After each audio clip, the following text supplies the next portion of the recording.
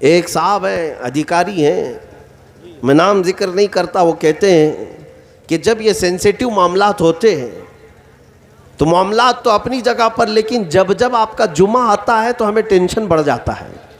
کہا کیوں؟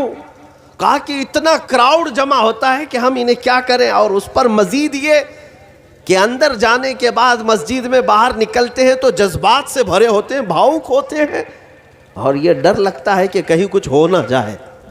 میرے عزیزو، مسلمان آتنکی نہیں ہے، دہشت گرد نہیں ہے، توڑ پھوڑ کرنا اس کی عادت نہیں ہے، لیکن ایک محاورہ مشہور ہے، تم کسی کو چھیڑو مت، اور اگر کوئی چھیڑے تو یہ تو دنیا جانتی ہے، دنیا جانتی ہے۔ ایک جانور کو بھی اگر آپ زبردستی چھیڑو گے تو پلٹ وار کرتا ہے، انسان کو تو اتنا حق ہے ڈیفنس کا۔ اگر یہ مسلمان بھاؤک ہوتے ہیں، جذباتی ہوتے ہیں، تو یوں ہی نہیں بلکہ ان کے کرنٹس کے تار کو جب تم چھیڑتے ہو، میرے مصطفیٰ کی ذات کو جب تم نشانہ بناتے ہو تو یہ بے قابو ہوتے ہیں۔ تمہیں پتہ نہیں ہمارے نبی سے ہمارا رشتہ کیا ہے، تم یہ سمجھتے ہو کہ جیسے اوروں کے دھارمک شخصیات کے ساتھ جیسا رشتہ ہوتا ہے ویسے مسلمانوں کا ہوتا ہے۔ نہیں میرے عزیزو، ہمارے نبی سے ہمارا رشتہ ویسا نہیں ہے جیسے اور لوگ کبھی عبادت بھی کر لیں اور کبھی توڑ کے کھا بھی لیں اپنے خدا کو۔ ہمارا رشتہ وہ نہیں ہے کہ کبھی اپنے خدا کے سامنے جھک بھی جائے اور کبھی اس کو لات اور ہاتھ سے مار بھی دے۔ نہیں، مسلمان اپنے نبی سے رشتہ جو رکھتا ہے وہ ایسا ہے کہ مصطفیٰ کریم کی بات آئے تو ہاتھ اور پیر نہیں، اپنی گردن بھی قربان کرنے کو تیار ہوتا ہے۔ یہ جانیں حضور اکرم صلی اللہ تعالیٰ علیہ وسلم کے نام پر فدا ہوتی ہیں اور خوشی خوشی ہوتی ہیں، اور یہی تو بریلی کے امام نے ہمیں سکھایا ہے۔ اعلیٰ حضرت فرماتے کروں تیرے نام پہ جاں فدا، نہ بس ایک جاں دو جہاں فدا، دو جہاں سے بھی نہیں جی بھرا، کروں کیا کروڑوں جہاں نہیں۔ سبحان اللہ، نعرہ تکبیر، نعرہ رسالت، مسلک اعلیٰ حضرت علماء اہل سنت علامہ مفتی سلمان ازہری صاحب قبلہ، زندہ باد زندہ باد۔ ایک بات میں تمہیں عرض کرتا ہوں میرے عزیزوں، تمہارے پاس اب بھی بہت کچھ ہے۔ کون کہتا ہے کہ تم سب سے زیادہ بچھڑے ہوئے ہوں گے دنیاوی اعتبار سے، ظاہری اعتبار سے؟ تمہارے پاس ایجوکیشن کی کمی ہے، تمہارے پاس مال و اسباب کی کمی ہے۔ لوگ یہ کہتے ہیں غریبی کی سطح سے نیچے یہ لوگ جیتے ہیں مسلمان، ان کے پاس اب اسباب کچھ نہیں رہ گئے۔ لیکن میں پھر بھی یقین کے ساتھ کہتا ہوں، ہاں بظاہر ہمارے پاس گاڑی گھوڑا نہیں، مال جائیداد نہیں، کپڑا لتا نہیں، حکومت کی کرسیاں نہیں، سیاست و قیادت نہیں، لیکن اے دنیا والو کان کھول کر سن لو، اب بھی ہمارے پاس نبی پر مر مٹنے کا جذبہ موجود ہے۔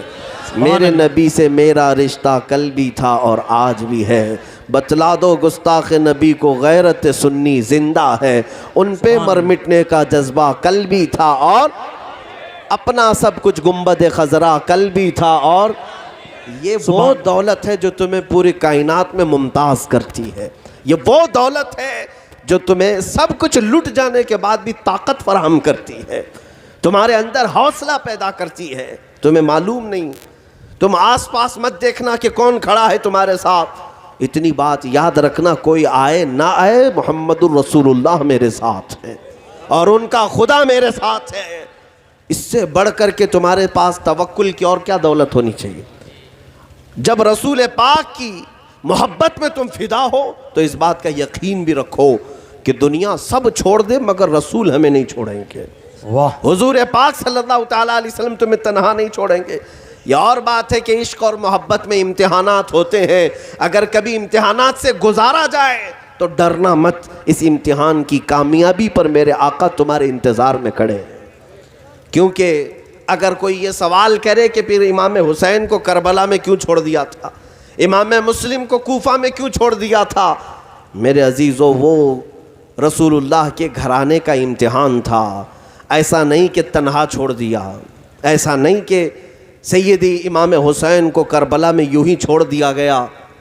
میں آپ کو بتاتا ہوں، روایتیں یہ بھی بتاتی ہیں، ایک حضرت امام مسلم ہیں، وہ کہتے ہیں میں نے خواب میں دیکھا 10ویں محرم سے ایک دن پہلے، میں اس موضوع پر کہہ رہا ہوں کہ ہم کو تنہا ہمارے آقا نہیں چھوڑتے،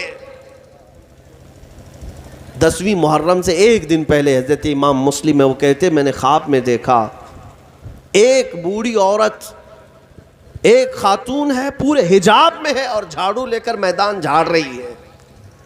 یہ بزرگ امام مسلم کہتے میں قریب گیا، کہا اماں جان یہ کیوں جھاڑ رہی ہو؟ تو وہ مکمل حجاب میں تھی، اپنی جھاڑو کو اٹھاتی اور کہتی ہیں اے شخص تجھے معلوم ہے میں کون ہوں؟ کہتے ہیں میں نہیں پہچانتا۔ وہ کہتی ہیں میں رسول اللہ کی لخت جگر فاطمۃ الزہرا ہوں، واہ سبحان اللہ۔ فاطمۃ الزہرا ہوں۔ یہ میدان کیوں جھاڑ رہی ہیں؟ 9 محرم گزر چکی ہے۔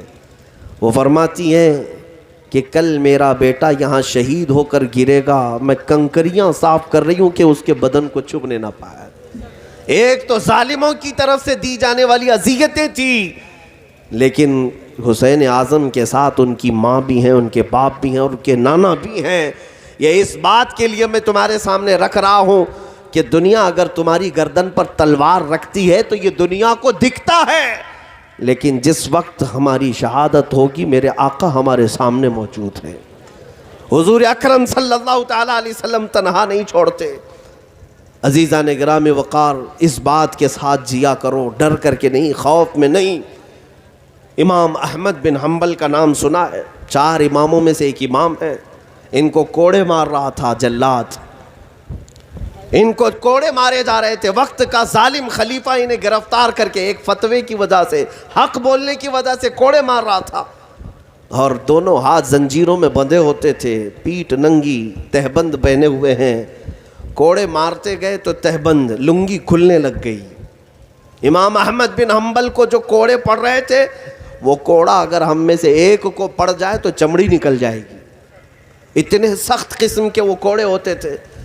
وہ کوڑے کھا رہے تھے لیکن رو نہیں رہے تھے، لیکن جب لنگی تہبند کھلنے لگی تو آپ کے آنسو آ گئے، رونے لگے۔ کہا کیا میں آج بے ستر ہو جاؤں گا؟ کیا میری لنگی کھل جائے گی؟ کیونکہ دونوں ہاتھ زنجیروں سے بندھے ہیں۔ آپ کی آنکھوں سے آنسو آئے۔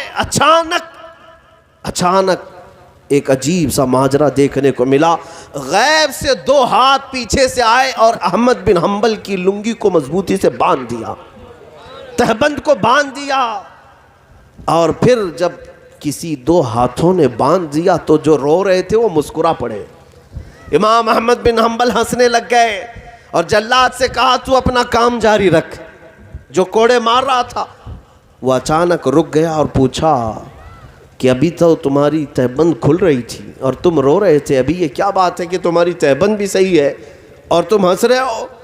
امام احمد بن حنبل نے کہا مسکرا کر تم اپنا کام جاری رکھو، جس کے لیے کوڑے کھا رہا تھا وہ آ گئے ہیں۔